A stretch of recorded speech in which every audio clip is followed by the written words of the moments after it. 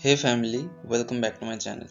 तो आज हम एक पोर्ट्रेट ड्रॉ करने वाले हैं। तो पोर्ट्रेट को कैसे ड्रॉ करते हैं, रेफरेंस फ़ोटो से आप जो ड्राइंग करने वाले हो उसको कैसे आपको देखना है, या जो आर्टिस्टिक अप्रोच रहता है आप उनमें आपका जो टेस्ट है, आप पोर्ट्रेट को कैसे दिखाना चाहते हो, ये जो चीज़ें हैं कैसे क्रिएट करना है, कैसे कलर को समझना है, ये हर एक चीज़ में आगे जाके डिटेल्स में बताने वाला हूँ।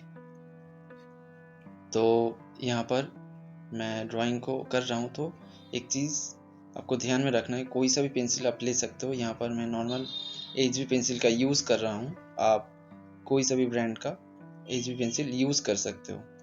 तो वो आर्ट लाइन हो सकता है, प्रूस्टो का हो सकता है, अप्सरा ब्रांड का हो सकता है, कोई सा भी ब्रांड का आप ले सकते हो। और यहाँ पर मैं नॉर्मल स्केच बुक यूज़ कर रहा हूँ। तो आप लोकल मार्केट से आपको जो स्केच बुक मिले, आप उस स्केच बुक को यूज़ करके ड्रॉ कर सकते हो।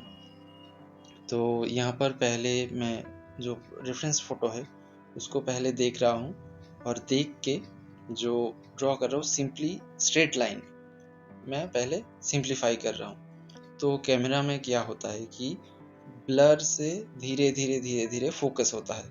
तो यहाँ पर मैं वही चीज़ को ध्यान में रखते हुए एक एक चीज़ को ऐड कर रहा हूँ। यानी कि जो स्ट्रेट लाइन है इसको पहले मैंने किया, और धीरे धीरे अब मैं कर्व लाइंस ऐड कर रहा हूँ स्ट्रेट लाइन से ड्रॉ करने के बाद।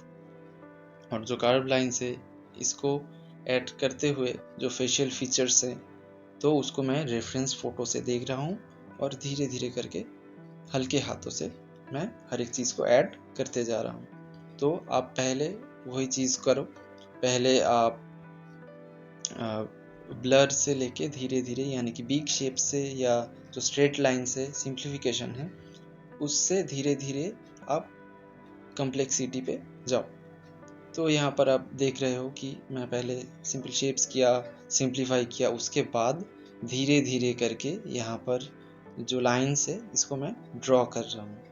तो यहाँ पर आप देख सकते हो कि मैं जो लाइन्स है, कुछ कुछ जगहों पर मैं लाइन्स को थोड़ा लाइट रख रहा हूँ, कुछ कुछ जगहों पर मैं लाइन्स को डार्क ड्रॉ कर रहा हूँ। तो ये जो लाइट, जहाँ पर लाइट गिर रही है वहाँ पर मैं थोड़ा हल्के से लाइन को ड्रॉ कर रहा हूँ, और जहाँ पर डार्क है यानी कि शेडो है वहाँ पर मैं लाइन्स को डार्क ऐड कर रहा हूँ, यानी कि डार्क लाइन ड्रॉ कर रहा हूँ। तो ये लाइंस का वेरिएशंस है। तो ये आप जब डेली बेसिस पे प्रैक्टिस करते हो, डेली कुछ ना कुछ आर्ट के विषय में पढ़ते हो, सुनते हो या देखते हो, और आर्ट टीचर्स से आप सीख सकते हो। बहुत सारे आर्ट टीचर के ट्यूटोरियल से इन सब चीज़ों से आप ये सीख सकते हो। तो आप उनको सुनो, समझो और आपके ड्राइंग पे अप्लाई करो। तो यहाँ पर जो फेशियल फीचर्स है, वहाँ पर जो शेडोज़ है, तो ये सब चीज़ मैं ध्यान में रखते हुए धीरे धीरे प्रोपोर्शंस वगैरह या जो लाइट एंड डार्क है इसको मैं समझ रहा हूँ। तो यहाँ पर लाइट एंड शेडो का एक बहुत अच्छा खेल है, इसको आपको समझना है। तो जो रेफरेंस फ़ोटो है या जो आप लाइव भी बना रहे हो, वहाँ पर क्या है कि लाइट कौन सी दिशा से आ रही है, ये सब चीज़ आपको ध्यान में रखना है। तो यहाँ पर जो लाइट एंड डार्क के बीच में जो इमेजिनरी लाइन होता है उसको टर्मिनेटर लाइन कहते हैं। तो ये सब छोटी छोटी चीज़ आपको ध्यान में रखना है। तो यहाँ पर मैं अब कलर पे जा रहा हूँ। तो कलर पे मैं नॉर्मल जो चीप कलर है डोम्स का, जो आपको लोकल मार्केट से मिल जाएगा, इसको ही मैं यूज़ कर रहा हूँ। तो महंगी चीज़ों पे आपका मनी या जो पैसा है ये बर्बाद मत करो। आप चीप कलर ले लो, उससे भी आप बहुत अच्छे ड्राइंग कर पाओगे, अगर आपके पास राइट नॉलेज हो तो यहाँ पर मैं येलो कलर का यूज़ कर रहा हूँ पहले। तो जो स्किन टोन से कैसे आप समझ पाओगे, अब देखो कि जो फेयर स्किन्स होते हैं वो पिंकिश या ब्राइटिश है। तो यहाँ पर क्या है कि जो फेयर स्किन्स होते हैं उसका एक अलग कलर होता है, या जो डार्क स्किन है उसके तुलना में थोड़ा सा डार्क स्किन होता है। तो उसके लिए हम कौन से कलर को यूज़ करते हैं। तो ये चीज़ आपको समझना है। तो यहाँ पर तो डार्क स्किन है, इसीलिए मैं पहले येलो कलर का यूज़ कर रहा हूँ। तो यहाँ पर लाइट सोर्स का जो मैं ड्राइंग के समय बता रहा था कि जो लाइट आ रही है या जो लाइट है, लाइट सोर्स है, वो वाइटिश है या येलोइश है या कौन से कलर में आप पोर्ट्रेट को ड्रॉ कर रहे हो, इसका भी बहुत ज़्यादा महत्व है। तो यहाँ पर थोड़ा येलोइश है, इसीलिए येलो कलर का मैंने यूज़ किया है। अगर ये बहुत ज़्यादा ब्राइट होता, येलोइश नहीं होता, तो मैं उतना ज़्यादा येलो नहीं यूज़ करता। तो बेसिकली लाइट सोर्स के ऊपर होता है, और जो स्किन टोन्स है तो डार्क स्किन टोन पे आप येलो का भी यूज़ कर सकते हो। तो यहाँ पर मैं येलो के बाद ऑरेंज कलर का यूज़ कर रहा हूँ, धीरे धीरे करके और ग्रेजुअली, हल्के हाथों से।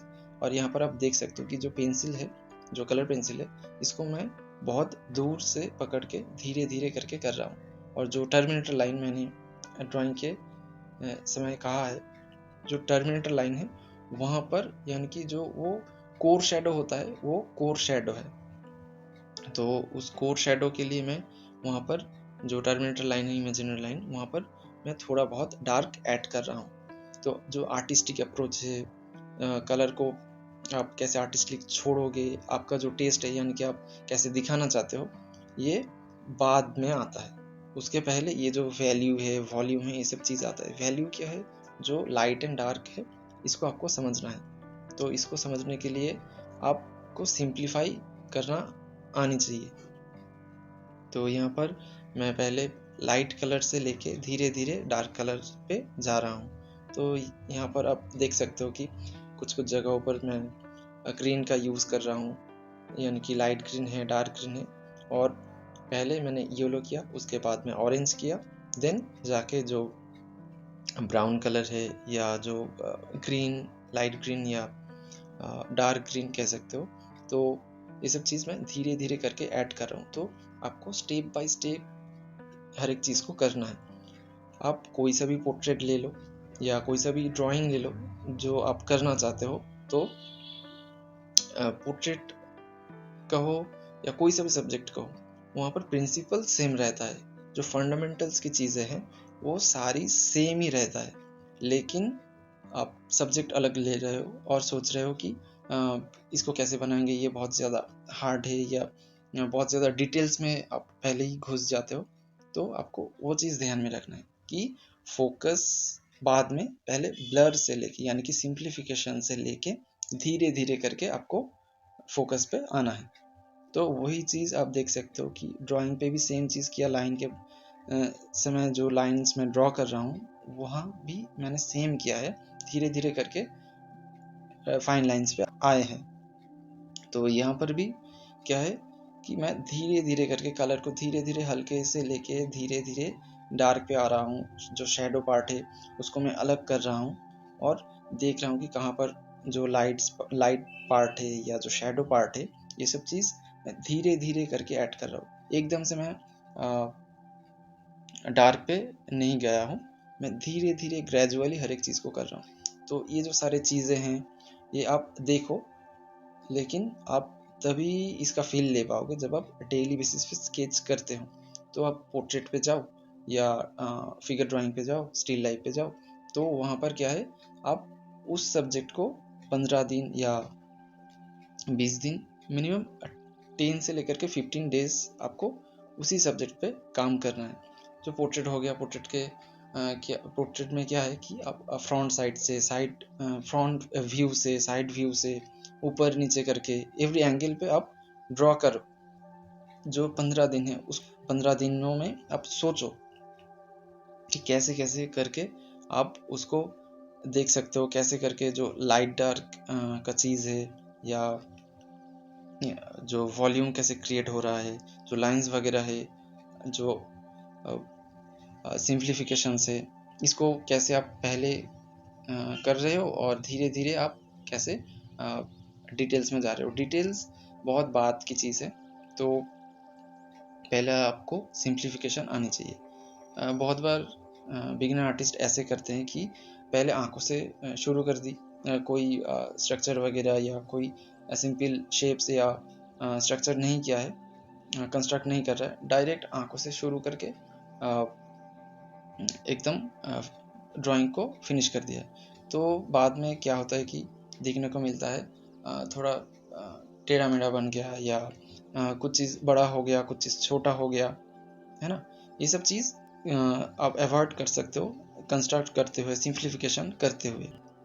तो यहाँ पर मैं क्या किया है कि जो लेफ्ट साइड है, तो वहाँ पर लेफ्ट साइड पे मैं थोड़ा स्पेस को छोड़ा है।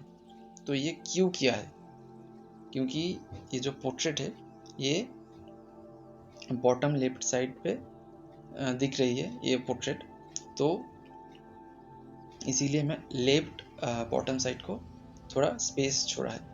क्योंकि जो ड्राइंग है, इस ड्राइंग को जो देख रहे हैं या मैं देख रहा हूँ, तो उस की ओर या उस जहाँ पर मैं दिखाना चाहता हूँ उस ओर मैं कैसे मैं अट्रैक्ट कर पाऊँ, इसीलिए मैं इस चीज़ को स्पेस छोड़ के वहाँ पर फोकस किया है। और जो आर्टिस्टिक अप्रोच है ये आपके टेस्ट के ऊपर है, यानी कि आप कैसे दिखाना चाहते हो। ये तभी आएगा जब आप डेली बेसिस पे कुछ ना कुछ ड्रॉ करते हो, बहुत सालों से प्रैक्टिस कर रहे हो, बहुत मेहनत कर रहे हो राइट नॉलेज के साथ। ऐसा नहीं कि आप प्रैक्टिस करे जा रहे हो, ऐसा नहीं।